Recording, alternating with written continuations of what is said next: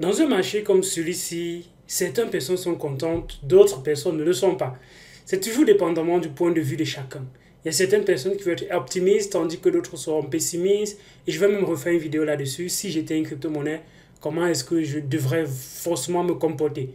Bien évidemment, ce n'est pas l'objectif de cette vidéo. Mais quand on regarde parfois cette tonne de crypto-monnaies qui existent dans le marché aujourd'hui, on peut se demander, pour quelqu'un qui n'a pas le moyen, comment rentrer dans cet écosystème. Il y a plein de personnes qui nous suivent sur la page, mais qui n'ont pas forcément le moyen d'acheter la crypto-monnaie et participer à cette économie-ci. Est-ce que ces personnes sont pour autant lésées? J'ai une bonne réponse pour vous. Roulement de tambour. La réponse, c'est non.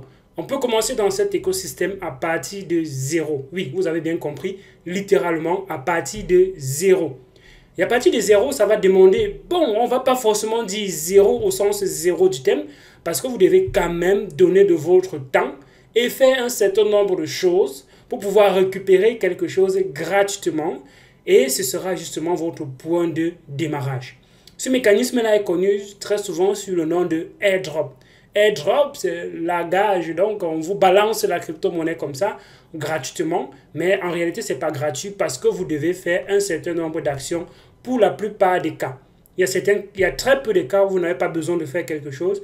On donne à ceux qui étaient déjà dans le protocole. Mais bon, bref, on ne va pas rentrer dans ce type-là. On va dans le type où vous devez faire un certain nombre d'actions pour pouvoir entrer également en possession de certaines de ces crypto-monnaies.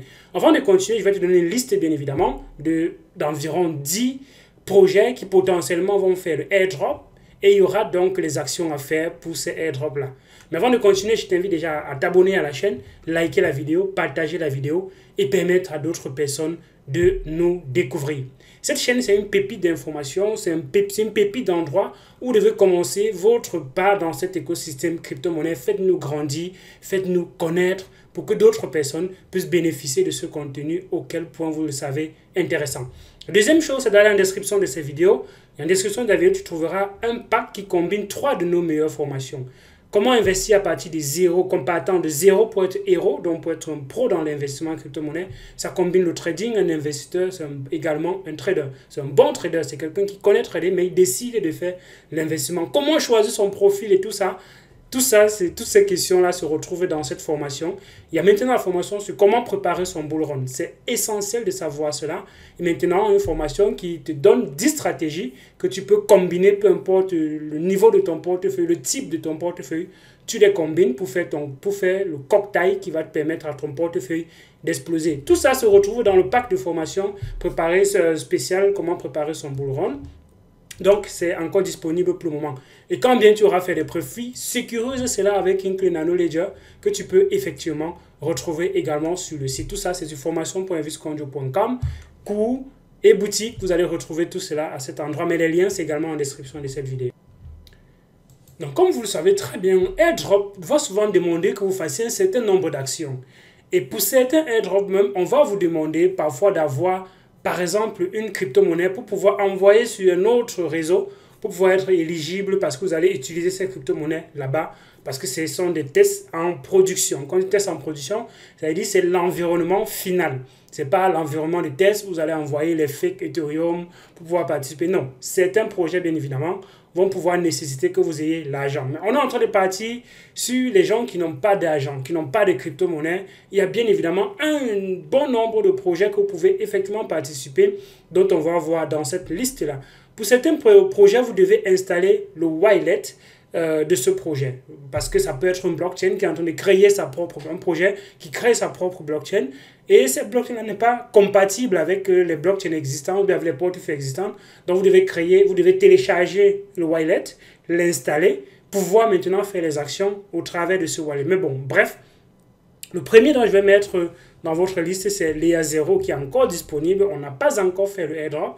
Et c'est donc des spéculations sur quelles sont les actions qu'il faut faire pour pouvoir être éligible pour bénéficier de quelque chose. Pour le Layer 0, vous connaissez très bien son rôle.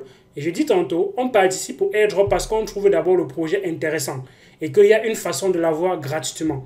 Donc pour ceux qui vont faire une analyse, c'est l'occasion pour vous d'analyser ces projets et de voir ce qu'ils veulent d'abord faire. Et c'est parce que vous trouvez cela intéressant que vous décidez maintenant de participer d'abord au airdrop. Si un projet n'est pas intéressant, son airdrop, on va vous donner quelque chose que vous ne voulez pas avoir. Donc, pourquoi participer au airdrop de quelque chose que vous ne voulez pas avoir parce que vous ne trouvez pas ça intéressant? Donc, si on participe au airdrop, on va sur la base du fait qu'on pense que c'est quelque chose d'intéressant.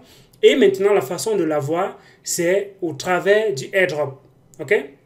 Et comme ça, vous allez éviter beaucoup d'arnaques, parce qu'il y aura beaucoup trop de choses que vous allez voir arriver par-ci, par-là, et vous allez justement mettre certaines de côté directement, parce que ça ne va pas en droite ligne avec vos petites analyses fondamentales que vous connaissez déjà. Et si vous n'avez pas regardé la vidéo sur comment faire une analyse fondamentale, les crypto-éducateurs ont couvert ce sujet la semaine passée.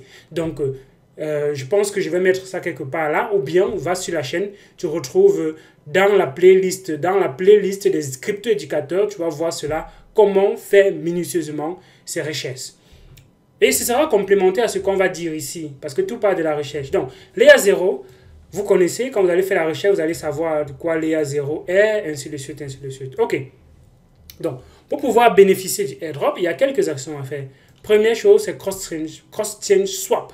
Donc, tu vas aller sur Stargate Finance, et là, tu vas faire un transfert, et là, tu vas faire une transaction cross-chain, donc d'une blockchain à une autre. Stake XG, donc ça c'est le token de Stargate que tu vas l'avoir. Tu dois staker et tu dois pouvoir voter un DAO proposal. Donc il y a des DAO. Je vais mettre le lien également de ceci en description de la vidéo pour que vous puissiez voir. Il y avait tous ces liens si vous poussez directement cliquer là-dessus pour pouvoir aller à ces différents endroits. Donc je vais mettre le lien en description de la vidéo. Donc Léa 0. Comme je vais mettre le lien, je vais aller dans tous ces détails-là. Le deuxième, ce sera Linea. Linea, c'est également un Layer 2 sur la blockchain d'Ethereum qui a été développé par l'entreprise qui développe le portefeuille MetaMask, donc qui est Consensus. Et il y aura donc probablement airdrop, il faudra bridger pour arriver sur Layer. Quand on dit bridger, voyez ça comme un pont. Vous devez donc prendre quelque chose d'un côté pour envoyer de l'autre côté. Donc c'est un pont, effectivement. Vous devez swapper sur Kyber Swap. Sur Kyber Swap, vous devez swapper, qui est donc le Kyber Swap qui sera sur Linea. Lend and borrowing. Lending and borrowing, c'est dans la finance décentralisée. Et vous connaissez très bien les principes des finances décentralisées. Vous pouvez déposer une crypto-monnaie pour prêter une autre. Donc, lending, vous déposez pour que d'autres personnes viennent prêter.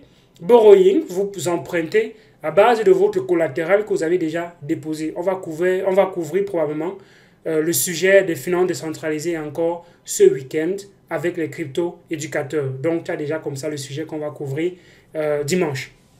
Donc, 4, c'est complete quelques quest requests sur Linea Voyage. Vous allez faire quelques actions là-bas. OK?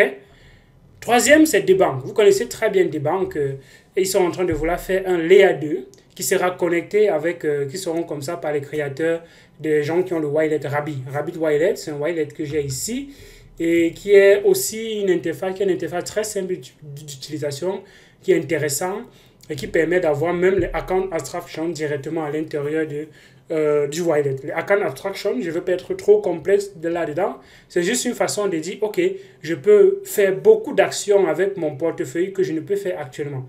Il y a des actions automatiques comme des paiements automatiques, grouper des transactions avant d'envoyer. Le wallet actuellement ne parvient pas à faire cela. Donc, on va utiliser account abstraction pour pouvoir donner ces possibilités au wallet. Bon, bref, je ne vais pas rentrer dans ces détails-là. Donc, les banques va donc créer un Layer 2, upcoming Layer 2. Il y aura donc un bon nombre d'actions à faire. Registre account des banques, Centro des banques, Mint des banques, Web3 ID.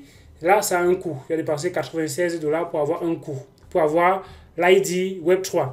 Et cet ID Web3 là sera probablement utilisé dans cet écosystème. Bon, setup Rabbit Wallet, swap token, claim Rabbit badge, claim blablabla. Donc, il y a 11 actions à faire pour des banques pour être éligible. Il y a maintenant Hyperliquid. Hyperliquid, c'est un DEX futur. Et c'est comme ça que vous pouvez parfois découvrir certains projets. Donc avec le airdrop, en cherchant un airdrop, vous pouvez découvrir certains projets et vous pensez que c'est quelque chose d'intéressant. Et quand vous êtes éligible, vous pouvez acheter le token plutôt pour le garder. Vous pouvez avoir le token pour le garder sur le long terme parce que le airdrop vous a permis de découvrir quelque chose qui est intéressant.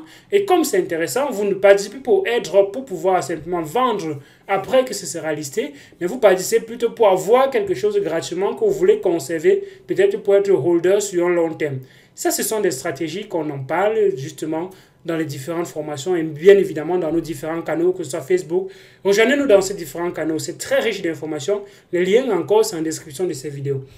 Là-bas, il faudra trader, il faudra faire du provide liquidity. On sait comment comment ajouter la liquidité sur un protocole.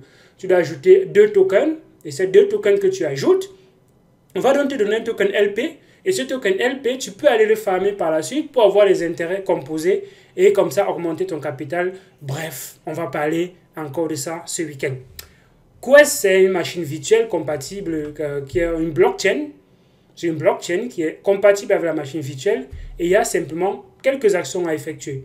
Tu dois simplement suivre sur les réseaux sociaux pour être peut-être éligible. Shardum, c'est également un autre EVM compatible Dynamic Sharding State. Donc, c'est une blockchain qui va avoir le sharding où tu pourras justement faire certaines actions pour pouvoir bénéficier. Donc, tu vas prendre les actions sur le Faucet, tu vas prendre quelque chose sur le Faucet. Quand je dis le Faucet, c'est un endroit où tu as les crypto-monnaies gratuitement. On va te donner par exemple le Ethereum, mais ce n'est pas le Ethereum, c'est le faux Ethereum. Mais ce Ethereum-là est le représentant de l'Ethereum sur le réseau de test. Il y a plusieurs réseaux de tests, il y a Sepolia, il y a Mumbai, c'est sur Polygon, il y en a tellement, ok? Et ces différents réseaux de tests-là, les projets vont d'abord se déployer là-bas, pouvoir tester quelque chose, pouvoir faire en sorte que les gens testent que le protocole marche. Et une fois que ça marche correctement, on va maintenant le déployer en production. En production, c'est le mainnet, l'endroit où les erreurs sont fatales. C'est le vrai agent qu'on joue avec. Alors qu'en testnet, ce n'est pas le vrai agent. C'est un agent que si tu perds, ça ne représente rien. C'est le testnet. On va prendre les adresses parfois qui sont éligibles sur le testnet pour pouvoir les donner quelque chose sur le mainnet. Et voilà pourquoi, quand vous voyez ici connaître quelque chose sur le quand il y a les fossés quelque part, alors vous devez vous connecter dans un fossé, prendre quelque chose gratuitement. Ça peut être le gaz que vous prenez. Et ce gaz-là va vous permettre maintenant d'effectuer les actions dans l'écosystème. On a déjà parlé du airdrop de Venom avec tellement d'actions qu'il y a à faire.